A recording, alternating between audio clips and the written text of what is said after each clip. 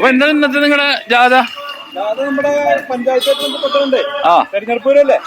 ഇപ്പൊ നടപ്പിലാക്കിയ കാര്യങ്ങള് പറയാൻ വേണ്ടിട്ടുള്ള ജാഥ. എത്ര സ്ഥലങ്ങളിലുണ്ടാവും ഇവിടെ? ഇവിടെ ഒരു 23 വാർഡിലും ഉണ്ടാവും അല്ലേ?